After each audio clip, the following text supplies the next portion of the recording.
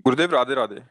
गुरुदेव, हमारा प्रश्न है कि जब आत्मा हमारे कर्मों से कोई संबंध नहीं होता, तो कर्म फल हमारा सूक्ष्म शरीर भोगता है, उस समय आत्मा कहाँ होता है? क्या हर जन्म में वही आत्मा वही सूक्ष्म शरीर होता है? भजन करो तो समझ में आएगी, अब भजन नहीं करोगे तो फिर परेशानी रहेगी। 100 घड़े रख दो तो सूर्य कितने दिखाई देंगे? 100।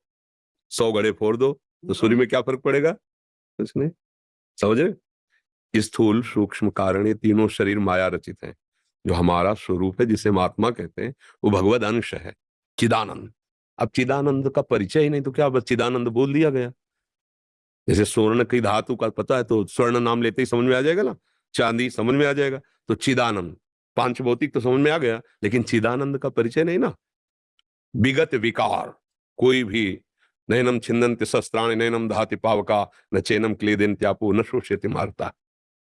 पर हम जलते हैं, क्लेशित होते हैं, मरते हैं और जन्मते हैं, और है कौन? अजन्मा, क्लेश रहित, निर्विकार, कोई भी कष्ट हमें छू नहीं सकता। अब कैसे हमको अनुभव होता है? जैसे आत्मा का उदाहरण जैसे में नहीं दिया जा सकता क्योंकि वो अद्वितीय है, पर समझाने के लिए हम सैया में सुखद एसी रूम में पलंग पे पड़े सो रहे हैं। अब हम देख रहे हैं कि हम एक नदी में गए, फिसल गए, डूब रहे हैं, पूरा कष्ट महसूस हो रहा है, नदी का भयंकर प्रवाह हमें डुबोकर मार रहा है। अब एक बूंद पानी नहीं है वहां, कोई कष्ट नहीं है, पर आभास हो रहा है ना। अब बिना जगे कोई भी सैकड़ों मंत्र उपचार बाहर से करो, सैकड़ों नावों की व्यवस्था कर दो, सैकड़ों तैराक उपस्थित कर दो बाहर से, तो क्या उसको कोई फर्क पड़ेगा? क्या उसको बचाना? तो सिर्फ जगा दो।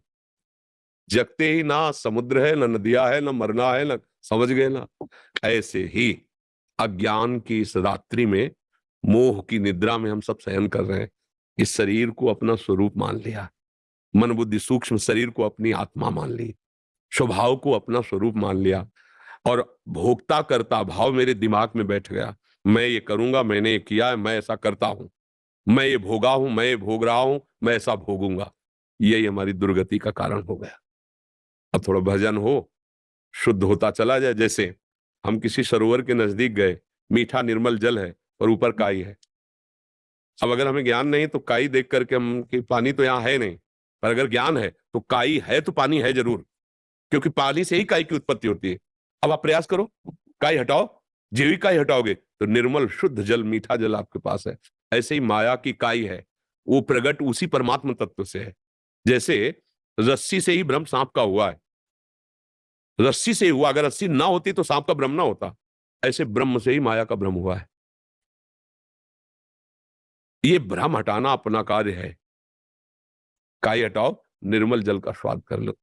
तो मैं और मोर तोड़ते माया, इसकी काई जम गई है ब्रह्म द्रव के ऊपर। वो सुंदर वैसे मीठा, उसके स्वाद में कोई फर्क नहीं, पर ब्रह्म द्रव जल के ऊपर ये माया के मैं और मोर तोड़ते माया जय बस कीने। इस काय को हटाने के लिए हमें जानकारी चाहिए, वही है सत्संग। क्या करना चाहिए, कैसे हटाएं? वही है गुरु उपदेश, गुरु मंत्र, गुरु द्वारा दिया हुआ नाम। अब लगो, ब्रह्म द्रव में तृप्त हो जाओगे। जिसको खोजा तो जब मिला तो खोजने वाला ही था, वो खोजने वाला खो गया। जो मिला वो वही था जो खोजने वाला था दूसरा। अब इस पहेली को सुलझा ले। पानी में मीन पियासी, मुझे सुन सुनी आवे।